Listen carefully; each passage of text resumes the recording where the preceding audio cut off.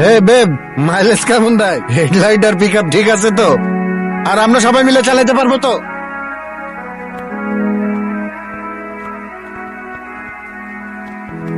আমার এনগেজমেন্ট হয়ে গেছে। কেন করলা এটা? আমি যা করছি সেটা আমার ফিউচারের জন্য। ভুল করছি আমি, আপনার মতো একটা জানোয়ারকে বিশ্বাস করে। আমি তোমার লাইফে ফিরে আসতে চাই। আর ফিরে আসতে চাও মানে?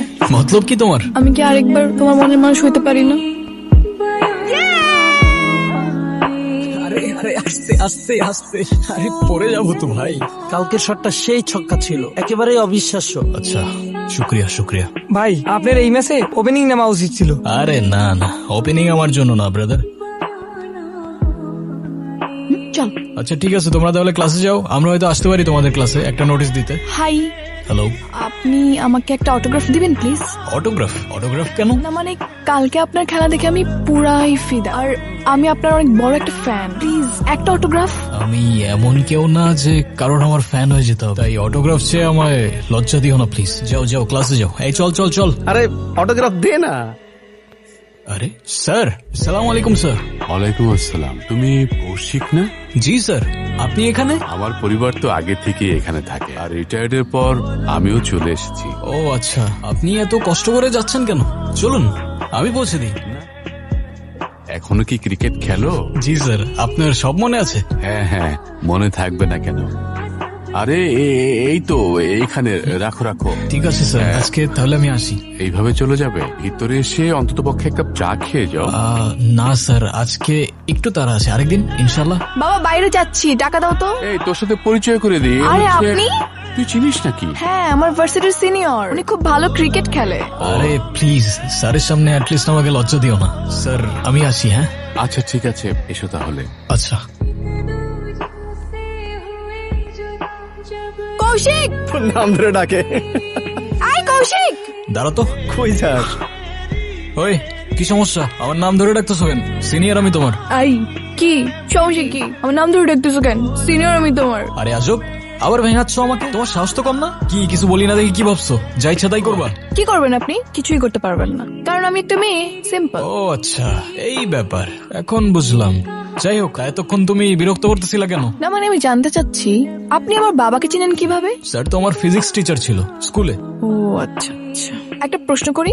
করো। আপনার নিশ্চয়ই অনেকগুলো গার্লফ্রেন্ড, তাই না? মানে এটা আবার কেমন প্রশ্ন? না মানে আপনি তো ভার্সিটিতে অনেক বেশি পপুলার, সো আপনার অনেকগুলো গার্লফ্রেন্ড থাকতেই পারে। আমি কাউকে ভালোবাসি না, ছোটবেলায় বুঝে গেছিলাম এইসব ভালোবাসা আমার জন্য না। ছোটবেলায় বুঝে গিয়েছিলেন বলতে? ওইটা বলা যাবে না, পার্সোনাল। আরে বলেন বলেন। আচ্ছা ঠিক আছে, বলতে পারি, কিন্তু হাসবা না তো? আচ্ছা ঠিক আছে, হাসবো না। Sure, promise? প্রমিস। ছোটবেলায় আমি তখন ক্লাস 3-তে পড়ি। ওর সাথে কি টিফিন খাবে? হ্যাঁ খাবো। এই কৌশিক, তুই টিফিনে কি এনেছিস? আর দেখ আমি কি এনেছি টিফিনে। তুমি আমার সাথে চলো, ঠিক আছে? হ্যাঁ।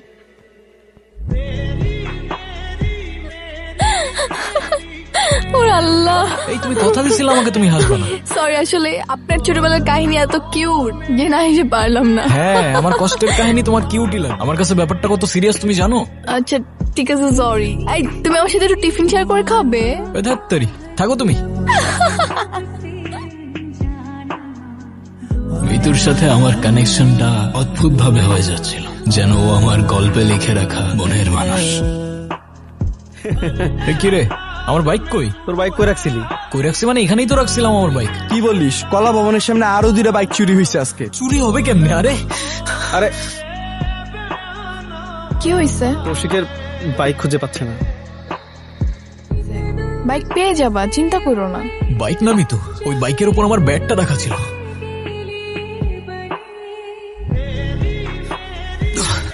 কি রে, আসতে বল কর। আসতে মানে?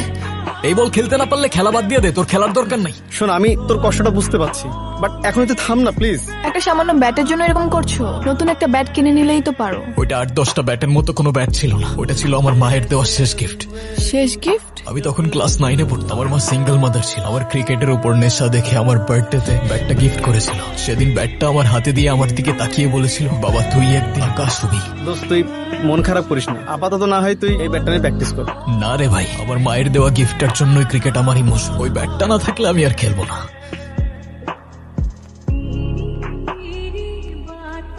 এই আরে সিএনজি। হ্যালো কৌশিক, হ্যাঁ বলো। তোমাকে আমি একটা লাইভ লোকেশন দিয়ে দিচ্ছি, তুমি এক্ষুনি চলে আসো। আরে কি হয়েছে, কোথায়? এত কথা বলার সময় নেই, তাড়াতাড়ি চলে আসো। আমি তোমার বাইকটা খুঁজে পাইছি। মানে? হ্যাঁ আচ্ছা আমি আসতেছি। তাড়াতাড়ি আসো। এই তোরে না কইছিলাম বাইকের রংটা চেঞ্জ করতে, আর নাম্বার প্লেটটাও তুই চেঞ্জ করছ নাই। ভাই ওটা কোনো ঝামেলা নাই, ওটা আজকের মধ্যেই করে ফেলাম।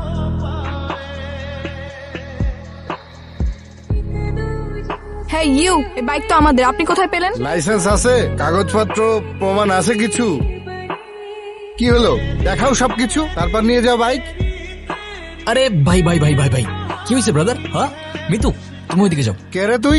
বাদ দেন না, ও বুঝতে পারে নাই। হ্যাঁ, আর বাইক ফেরত দিতে হবে না, আপনি শুধু আমার ব্যাগটা ফেরত দিলেই চলবে। আমি ওকে রেখে আসি, আপনাদের সাথে এসে পরে কথা বলতেছি। এই বেব, নিয়ে গেলে না? মাইলেজ কেমন দেয়? হেডলাইট আর পিকআপ ঠিক আছে তো? আর আমরা সবাই মিলে চালাতে পারবো তো?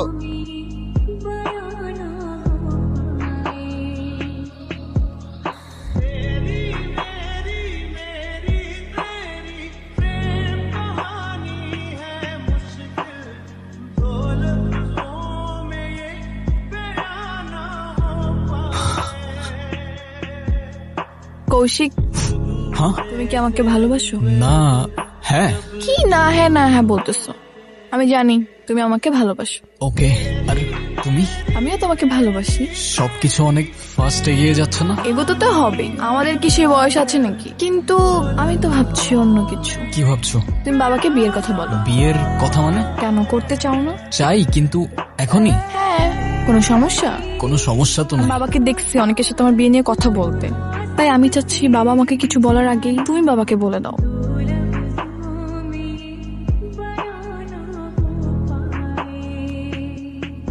ও কৌশিক, তুমি? তোমাকে পেয়ে খুব ভালো হলো। আমি অনেকক্ষণ যাবো এখানে দাঁড়িয়ে আছি, কোনো রিক্সা পাচ্ছি না, কিচ্ছু পাচ্ছি না। আমাকে বাসায় পৌঁছে দাও তো। আচ্ছা স্যার, আমার আপনার সাথে কিছু কথা বলার ছিল। হ্যাঁ বলো না, বলো। আপনি কিছু মনে করবেন না তো? না না, কি মনে করবো, বলো। আসলে স্যার, আমি আসলে বলতে এই, চাচ্ছিলাম যে কৌশিক, এই রফিকের বাড়ির সামনে একটা জটা দেখছি। দাঁড়াও, এখানটা। তোমার সাহস কত বড়? তুমি আমার বাড়িতে এসে তুমি আমার মেয়েকে নিয়ে যেতে চাও? এই কি হয়েছে রফিক? এই ছেলে বলতেছে সে নাকি আমার মেয়েকে ভালোবাসে। শুধু আমি না, আপনার মেয়েও আমাকে ভালোবাসে। হ্যাঁ বাবা, আমিও ভালোবাসি। ভালোবাসো, ঠিক আছে। কি করো তুমি? অনার্স কমপ্লিট করলাম স্যার। অনার্স কমপ্লিট করেছো, চাকরি বাকরি কিছু করো? না স্যার, চাকরি বাকরি কিছু করি না। দরকার হলে আমরা একবেলা খেয়ে থাকবো। এক বেলা খেয়ে থাকবে? তোমার কোনো আইডিয়া আছে যে আমরা বাবারা মেয়েদেরকে কত যত্ন করে বড় করি এক বেলা খেয়ে থাকার জন্য? ওর পেছনে হাজার হাজার টাকা খরচ হয়েছে, তুমি কি পারবে সেই টাকা খরচ করতে? সমস্যা নেই আঙ্কেল, আমরা একসাথে থাকতে পারবো।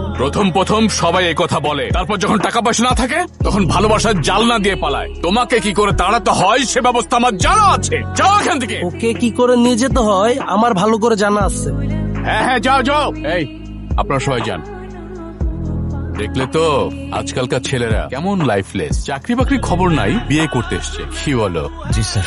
তোমার মতো ছেলে আজকাল কয়জন? এই যে তুমি ক্রিকেট খেলো, এটা তোমার শখ, এটা তো তোমার প্রফেশন হতে পারে না, তাই না? জি স্যার। যখন একটু ম্যাচিউরড হবে, ভালো চাকরি করবে, তখন বিয়ে শাদী করবে। আজকাল তো ভালো চাকরি ছাড়া মেয়ের বাবারা মেয়ে দিতে চায় না। কি বলো? জি স্যার, আপনি ঠিকই বলেছেন। আচ্ছা, তুমি কি যেন বলতে চাইছিলে আমাকে? না স্যার, তেমন কিছু না, এমনি। বাবাকে বলছো বিয়ের কথা? বাবা কি বলছে, রাজি হয়েছে? কিছুই বলি নাই আমি, আর যদি বলতামও উনি রাজি হতো না। মানে? উনি তোমার জন্য আমার মতো কোনো বেকার ছেলে চায় না মিতু। ভালো কোনো চাকরি না করলে উনি কখনোই মানবে না। তো এটা তো স্বাভাবিক, তাই না? আমি বুঝতে পারতেছি না, ক্রিকেটের বাইরে তো কখনো কিছু ভাবি নাই আমি। শোনো, এসব বাদ দাও, এসব বাদ দিয়ে না হয় এখন একটা চাকরির জন্য ট্রাই করো। আরে কি চাকরি করব আমি, আর কে দেবে আমার চাকরি? তোমাকে আমার কিছু বলার নেই, থাকো তুমি, আমি গেলাম।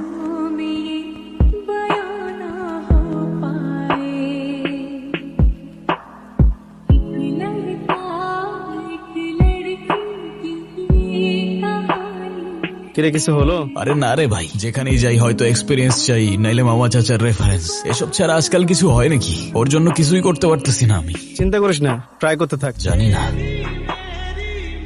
কি করতেছিস। না কিছু না। দেখি মিতু, এটা কে? ও স্টোরি দিছে এটা? কই, আমি তো দেখলাম না। কই, আমার আইডি থেকে তো দেখা যাচ্ছে না। তো আমার মনে হয় কি তোরে হাইড করে রাখছে। মানে কিসে পড়ো তুমি? জি ইংলিশ ডিপার্টমেন্ট। আর কত বছর লাগবে অনার্স শেষ হতে? সামনের বছর শেষ হয়ে যাবে। এই কৌশিক থামো। কে এটা? কি হইতেছে বলো? কে এটা? মিতু নিজ হাতে কেক খাইয়ে দিচ্ছ, আবার সেটা ফেসবুকে স্টোরি দিয়ে আমাকে হাইড করে দিচ্ছ কেন? আমি তোমাকে এসব কথার অ্যান্সার দিতে একদম ইম্পর্টেন্ট মনে করতেছি না। না ইম্পর্টেন্ট তো। এ ভাই, কে তুই? বয়ফ্রেন্ড আমি ওর, জিজ্ঞাসা কর না ওকে কে আমি ওর। কেউ না তুমি আমার। ওর গায়ে আরেকবার হাত দেওয়ার আগে আমাকে মারতে হবে তোমার।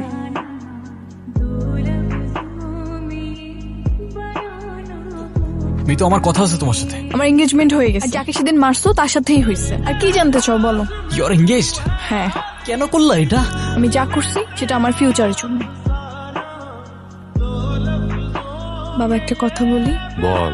আমি একটা ছেলেকে ভালোবাসি। আমি জানি ছেলেটাকে, তুই যে ছেলেটাকে ভালোবাসিস তুই ভুল করছিস। কৌশিকের সাথে তোর জীবন জড়ালে 8-10টা মেয়ের মতন সাদামাটার জীবন হবে। ও তোকে কি দিতে পারবে, কি করতে পারবে ও তোর জন্য? কিন্তু বাবা আমি তোকে ভালোবাসি। ভালোবাসা বেশি দিন টিকে থাকে না, ভালোবাসার জন্য এস্টাবলিশমেন্ট দরকার। আমি তোর জন্য যে ছেলেটা দেখেছি সেই ছেলেটা অস্ট্রেলিয়া থাকে। ও তোকে অস্ট্রেলিয়া নিয়ে যাবে, সারা ওয়ার্ল্ড তোকে ঘুরাবে, তোকে স্বপ্নের মতো একটা জীবন দিবে। বাবা আমি কি করব আমি কিছুই বুঝতে পারতেছি না। ওই ছেলেটা দেশে এসেছে, ওর জন্মদিনে তোকে ইনভাইট করেছে। তুই যা দেখ, তোর যদি পছন্দ হয় তাহলে তুই ওকে বিয়ে করবি, আর পছন্দ না হলে করবি না। ব্যাস ওই দিনের পর আমি ডিসিশন নিয়ে ফেলেছি। এত ইজিলি? তো আমি কি করব? তুমি যখন আমার জন্য কিছু করতে পারবাই না তখন আমি তোমার জন্য কেন কষ্ট করতে যাব? মানে তুমি এতটাই শিওর যে আমি তোমার জন্য কিছুই করার চেষ্টা করি নাই? আমার মনে হয়েছে আমি তোমার সাথে থাকলে ভালো থাকতে পারবো না। ওর সাথে আমার বেটার একটা ফিউচার আছে। ব্যাস কথা শেষ। যাও। মানে? না বললা না কথা শেষ, তো যাও।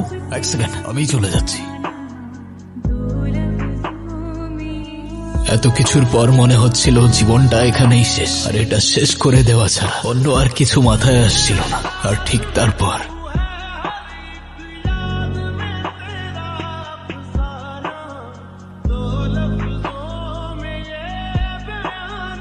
মা, তুমি কি করতে যাচ্ছিলি এটা? এই জন্য এত কষ্ট করে তোকে আমি বড় করেছিলাম। কি করবো মা, আমি তো আর পারছি না। কেন পারবি না? এর থেকে 1000 গুণ কষ্ট বুকে চেপে আমি তোকে বড় করেছি। এত সহজে তুই ভেঙে পড়বি? আমি কি করবো মা, কিভাবে বাঁচবো আমি? আমার পাশে তো কেউ নেই মা। কে বলেছে তোর পাশে কেউ নেই?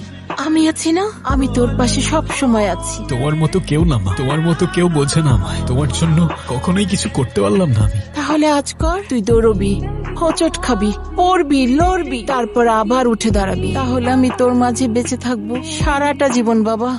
এই দুনিয়াতে প্রত্যেকের জীবনে অনেক অনেক মানুষ, কাছের মানুষ, আপন মানুষ, দূরের মানুষ, ফোনের মানুষ, কিন্তু হয়তো শুধুমাত্র আমার জীবনের সবগুলো মানুষই আমার মা। সামনে না থাকলেও সাথে থাকে, মুখে না বললেও পাশে থাকে। Batting ready? আমি বল কর। কৌশিক। হ্যাঁ দাঁড়া তো, তুমি এখানে? কৌশিক আমি ভুল করে ফেলছি।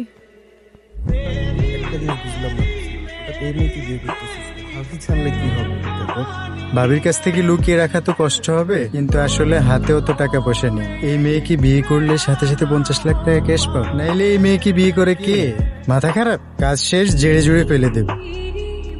ওরে শালা, তুই তো একটা পাক্কা হারামে আছিস। হ্যাঁ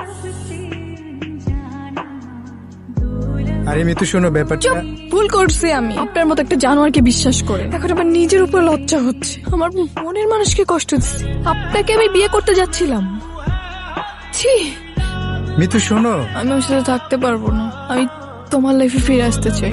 একবার আমার সাথে থাকতে পারবা না, একবার ওর সাথে থাকতে পারবা না, আর ফিরে আসতে চাও মানে? মতলব কি তোমার? আমি কি আরেকবার তোমার মনের মানুষ হইতে পারি না? তোমার কি একটুও কষ্ট হচ্ছে না আমার জন্য? দেখো তোমার সাথে যা হয়েছে খুব খারাপ হয়েছে, আমার ফুল সিম্প্যাথি তোমার সাথে আছে, কিন্তু ব্যাস ওটুকুই। কিন্তু আমি তো তোমাকে ভালোবাসি। না ভাই না, একবার ছোটবেলায় বুঝে গেছিলাম, আবার বড়বেলায় বুঝে গেছি। সব ভালোবাসা টালোবাসার ক্যারেক্টার আমার জন্য না বস। আমার জন্য আমার ক্রিকেট আছে, বন্ধুরা আছে, ভাই লোক আছে, ব্যাস এনাফ। কিন্তু হ্যাঁ, ফ্রেন্ডশিপ রাখতে চাইলে রাখতে পারো। বাই।